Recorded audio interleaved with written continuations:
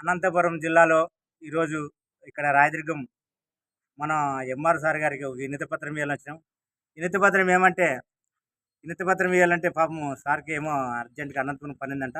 ఆ సారు లేడు, deputy MR sir కూడా ఇద్దరు లేరు, వారికి పన్నెండు పోయినారు. మన చంద్ర సార్కి వద్ద అర్జీ ఇచ్చాము. ఈ విషయం ఏమంటే ఈ ఈ సేవ ఉండేది ఇంతకుముందు. ఇప్పుడు మన చంద్రబాబు నాయుడే దీనికి ఒక సామెతగా దీన్ని సృష్టించి జనాల్ని మీకు 20,000 జీతాలు, 20,000 శాలరీలని వీళ్ళని నియమించుకున్నాడు. దాన్ని మళ్ళా ముఖ్యమంత్రి జగన్మోహన్ రెడ్డి వచ్చిన తర్వాత పాపం అవి ఏం పాపం చేసినా కానీ దాన్ని తొలగించేసినాడు. చచ్చిపోయే సచివాలయాలు ముందుకు తీసుకున్నాడు. మరి దాన్ని ఇప్పుడు వచ్చిన ముఖ్యమంత్రి మళ్ళా 5 సంవత్సరాలకి మన చంద్రబాబు నాయుడు వచ్చినాడు. దీన్ని సచివాలయంలో ఎట్లా వాడుకుంటాడో ఇప్పుడు 2,60,000 మంది వాలంటీర్లు ఉన్నారు. మరి సచివాలయం ఉపయోగం చేసుకున్నాక వాలంటీర్లు ఎందుకు ముందుకు పారేస్తామని రాయలసీమ కమ్యూనిస్ట్ పార్టీ డిమాండ్ చేస్తుంది ఈరోజు. మరి సచివాలయం ఈ సచివాలయం వాడుకున్నాక వాలంటీర్లు కూడా వాడుకోవాలి కదా అని రాయలసీమ కమ్యూనిస్ట్ పార్టీ ఒక మన సార్ గారికి అర్జీ ఇచ్చి మాట్లాడుతున్నాం. దీనిపైన దీని వాలంటీర్లు తొలగించినావు, సచివాలయాలు వాడుకున్నావు. సచివాలయాలు ఏం ఉపయోగం అండి? నువ్వు వాలంటీర్లు ఎందుకు తొలగించినావు?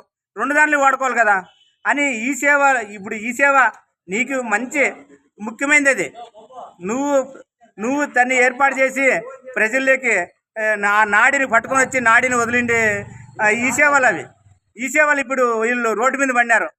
మాకు కొంచెం నువ్వు వచ్చిన తర్వాత సగం పని అయినా కలిపేయాలి కదా ఈ సేవలకి. లేదు, సగం శాలరీ అయినా ఇవ్వాలి కదా వాళ్ళకి. అప్పుడు 20,000 ఇస్తాడు, 20,000 వద్దులే, 10,000 శాలరీ అని ఇచ్చి వాళ్ళకి ఏదో అది పని పెట్టచ్చు కదా. సచివాలయాలు ఎంత ఇబ్బంది పడుతున్నారో ఈరోజు వాళ్ళు రోడ్డు పాలైనారు. ఆ జగన్మోహన్ రెడ్డి మనుషులు ఈ వాలంటీర్లు రోడ్డు మీద పడినారు. నువ్వు ఈ సేవ పెట్టి వాళ్ళు రోడ్డు మీద పారేశాడు జగన్మోహన్ రెడ్డి.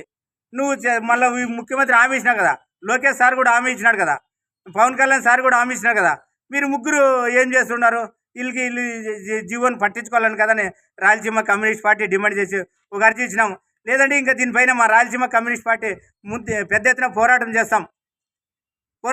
మీరు పట్టించుకొని వీళ్ళని అది ముందుకి వదలండి. ఈ సేవలకి వీళ్ళకి న్యాయం చేయండి. ఈ సేవల్లో ఎవరెవరు ఉంటారు వాళ్ళకి. లేదంటే వాళ్ళకి సచివాలయాలు ఉన్నాయి కదా, మళ్ళీ దాంట్లో కన్నా ఉద్యోగాలు కల్పించండి వీళ్ళకి. వీళ్ళు ఎందుకు గాలికి వదిలినావు?